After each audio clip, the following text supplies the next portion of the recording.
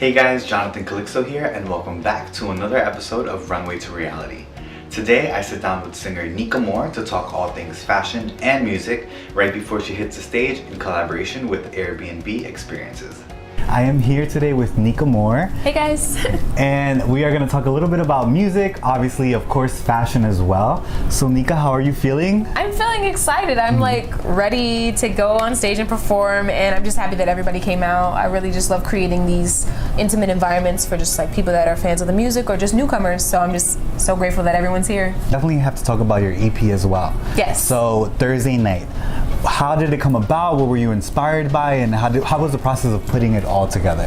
Well, I think I didn't even know that Thursday night was going to be an EP. I was just recording music at the time. Okay. And it's kind of like I always use my life as a reflection of my art. And so when things happen in my life, I kind of just immediately use it as a vessel. So I was dating this guy and we saw each other on Thursday nights, and every Thursday, like the Thursdays would be almost like fantasy like VHS or like Night Swim. And then I think, as Thursdays pass and they go and as time passes, you kind of end up at goals where you're like, wait a minute, like this isn't what I thought it was. Okay, This wasn't the situation that I expected it to be. And I think it's just a journey of like, romance in 2018 or 2017 or 2019 of just trying to figure yourself out as a young adult. And it's so different, for sure. It's different, and it's kind of like I definitely like to play with different sounds and express myself of like the way I was feeling in different moments of time. Okay. So it's almost like a diary. You mentioned, and I've heard before, you had applied to FIT, so Yes. you have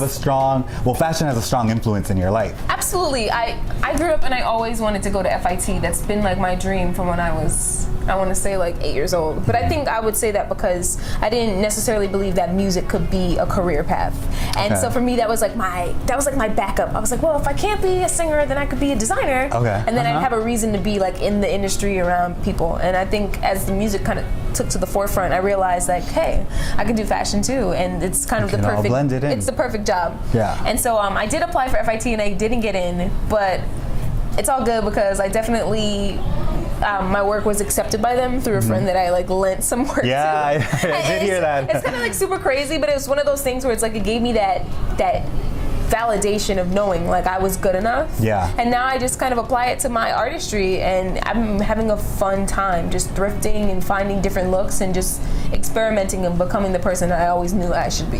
Fashion is definitely emotional for me, and it's really just about my mood. I know that fashion can change like the way I feel, and I also know that sometimes you're creating a character for yourself, and it's a chance to just step into that character. So Yes. what would you say are some of the trends you're loving for this season? I would say, you know what? I'm into shoulder pads. I know that they're like dated to some people, but I think that it's definitely just something that I just love.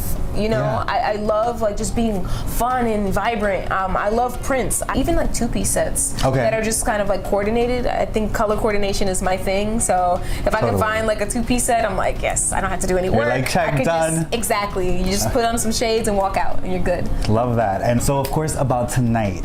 So what journey are you taking us on? Like what are the songs you're performing? Can you get us a little tonight about I'm that? performing VHS and I'm performing Goals. And I think I just wanted to have like this nice contrast of like sexy, edgy, but then also kind of like just something that's just more heartfelt and emotional, so that people can really just feel the lyricism. Oh, for sure. Lyricism is very important to me, and I think my story will be told by just being in a room with people, an intimate environment, and just really listening to what I have to say.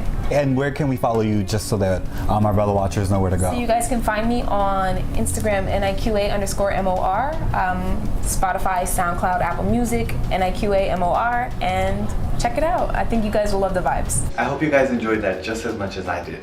And now, of course, I have to do my best dressed of the week. It's more like best looks of the week. I have to take us back to the runway for Maison Valentino's pre-fall 19 collection that just showed in Tokyo. It was all about Japanese culture and being inspired by it, specifically the wabi-sabi, which is all about imperfections. So how this was translated into the runway was through asymmetrical dresses and of course ruffles.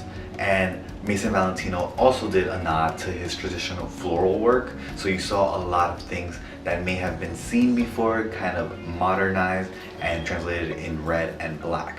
Now, red was a huge component of the runway. It was also inspired by rose petals, so there was a lot of red roses, and so it was very exciting to see how the designer kind of took on his inspiration through the Japanese culture and brought it to life.